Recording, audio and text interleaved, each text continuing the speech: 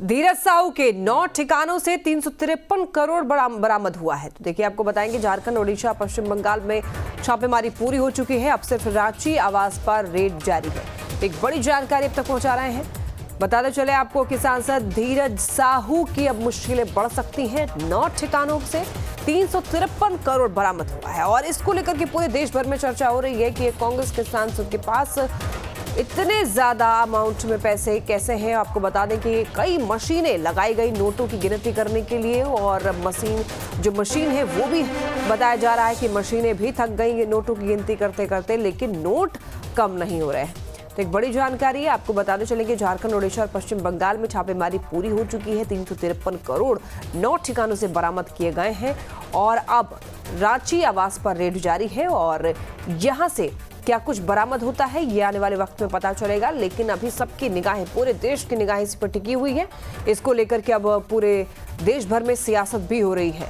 एक बड़ी जानकारी, सांसद धीरज साहू के 9 ठिकानों से 353 करोड़ बरामद किए गए हैं और आपको बताएं कि इससे पहले कहा जा रहा था कि 6 छोटी 6 और बड़ी मशीनें जो है वो लाई गई थी नोटों की गिनती करने के लिए और नोटों की संख्या इतनी ज़्यादा थी कि मशीन भी हाँफ गई, मशीन भी खराब हो गई।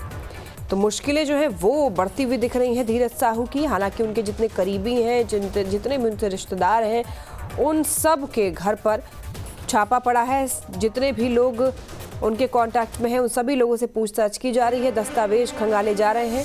हालांकि 3 जगहों से आपको बताएं कि ओडिशा,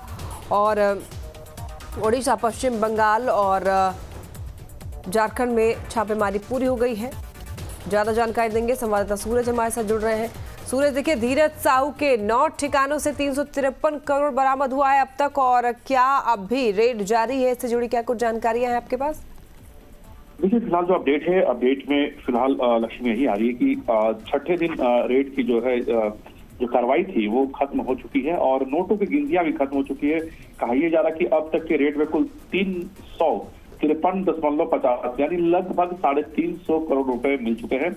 और इसमें बालंगीर की बात कर ले, बालंगीर में 305 करोड़ रुपए मिले हैं, संबलपुर में 35 करोड़ रुपए के आसपास बरामद हुए हैं। इसके अलावा टिटलागढ़ में 11 करोड़ रुपए जब्त किए गए हैं। तो ऐसे आकलन अगर हम बात करें तो लगभग 350 करोड़ से ज्यादा रुपए अब तक बरामद हुए हैं। इनकम टैक्स की अब तक की ये सबसे बड़ी कार्रवाई बताई जा रही है। और आपने देखा कि जब धीरज साहू के ठिकाने पर जब नोटे बरामद हो रहे थे तो उस समय जितने भी पॉलिटिकल पार्टियां हैं कांग्रेस के, उन्होंने साफ कहा कि इन मामलों को लेकर धीरज साहू को जवाब देना चाहिए। यानी कुल मिलाकर धीरज साहू के खिलाफ अब उनके पार्टी के ही कई नेता अब बोलने लगे हैं। तो ये कह सकते हैं अब तक का ये सबसे बड़ा रेड है। फिलहाल अब भी रांची के रेडियम रोड स्थित धीरज साहू के जो आलीशान घर है उसमें अब भी इनकम टैक्स के अधिकारी मौजूद हैं।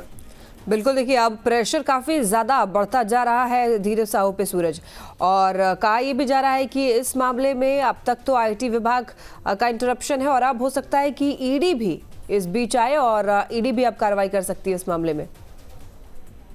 देखिए, निश्चित तौर पर आप कह सकते हैं कि लगातार विपक्षी पार्टियां और देश के जो सबसे बड़े पार्टी है भारतीय जनता पार्टी, उन्होंने भी ये मांग की है कि अब इस मामले को लेकर अब ईडी जांच होनी चाहिए, क्योंकि कहा यह जा रहा है कि पैसे में कई ऐसे कांग्रेस नेताओं का भी हो सकते हैं जिस तरह से अनुमान लगाए जा रहे हैं भारतीय जनता पार्टी की तरफ से। और ये लगातार आपने देखा कि कल रात्रि समेत राज्य के कई प्रखंड मुख्यालयों में भारतीय जनता पार्टी की तरफ से विरोध प्रदर्शन किया जा रहा था। उन्होंने मुख्यमंत्री से कार्रवाई करने की मांग की है और कार्रवाई करते हुए उस पर त्वरित पद से इस्तीफा देने को भी कहा गया है। और हालांकि देखिए, इस मामले को लेकर जो राज्य की जो सत्ताधारी दल है वो बिल्कुल मौन है, चाहे वो जेएमएम की बात कर ले, कांग्रेस की बात कर ले। फिलहाल उनकी तरफ से किसी तरह कोई सफाई नहीं आ रहा कल, लेकिन आपने देखा कि झारखंड प्रदेश कांग्रेस प्रभारी ने कहा कि इस मामले को लेकर धीरज साहू को स्पष्ट करना चाहिए कि ये पैसे कहां से आए, किनके पैसे हैं।